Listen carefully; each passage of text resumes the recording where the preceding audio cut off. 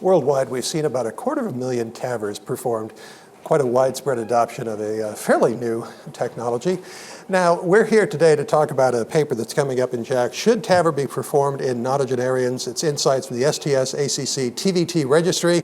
And I'm with a co-author of this paper that is in the March 29th issue of JACC. Michael J. Mack is Medical Director of Cardiovascular Surgery at Baylor Healthcare System, correct? Correct. And this is really kind of an interesting look at a group of patients that you don't necessarily think of treating with TAVR, but obviously it's happened. Why did you do the study? So this was part of the STS ACC TVT Registry.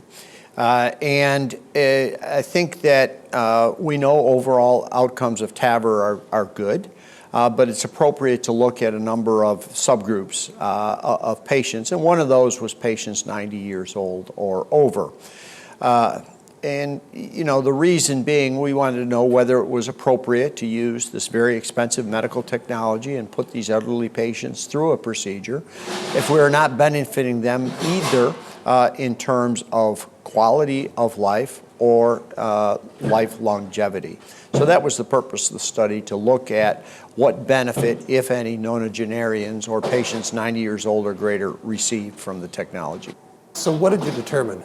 So the study looked at the TVT registry over a 3-year period of time from 2011 through 2014. And at that time, there were about 24,000 patients treated in the registry. Interesting, about 15% of the patients were 90-year-old or greater. What is a little tidbit that was even more interesting to me is 24 of the patients were 100 years old or over, undergoing TAVR. And what we found is that there was a statistically significant higher mortality at 1 year, early and at 1 year in nonagenarians, but it's clinically not meaningful. So statistically significant, clinically a modest difference. And we concluded that there was an acceptable mortality in nonagenarians. A key part of this, however, was looking at quality of life with the Kansas City Cardiomyopathy Questionnaire, or KCCQ. And what we found is that nonagenarians received the same benefit in terms of improvement of life, in terms of improvement of quality of life at 1 year compared to patients under 90. The other interesting thing to me about the centenarians is that there was only one procedural mortality, so 4%, and all were alive at a year.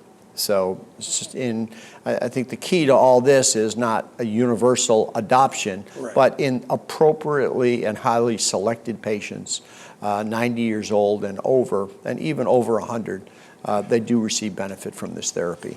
I mean, it's a decision to be made by the clinician, maybe a surgical team, obviously, and the patient.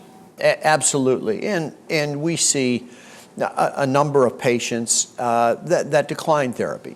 We feel a little better, or a whole lot better, offering this therapy based upon the information that we receive here. But oftentimes you see patients that just say, you know, I'm here because my children made me come. And I've led a long, good life, and I just don't want this. Right. And so it really is a patient choice. I think we're better having this information about giving truly informed consent. I think we're also better at determining who's going to benefit from this or not. But ultimately, it's a patient and their family's decision, and we've got better data now to help them make an informed decision. Yeah, in the past the question has been, should we be doing it in this age of a patient? Now we have some data supporting it. What would the cost implications be? Has anyone taken a look at that? We know quality of life, but what about length of life? There have been economic studies that look at the how much this costs and what the quality of life year gained associated with it. And at least with the transfemoral approach, as the mortality goes down and as life expectancy goes up as we move into lower risk populations, it is a cost-effective procedure.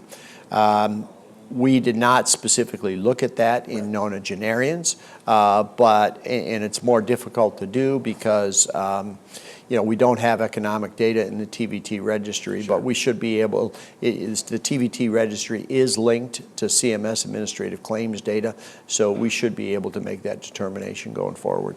Well, the fact that there's now some data, some clinical endpoint data, I think that's fascinating. And this is in the March 29th issue of JACC. Please look up the paper and the accompanying editorial comment. For Cardio Source World News, I'm Executive Editor Rick McGuire.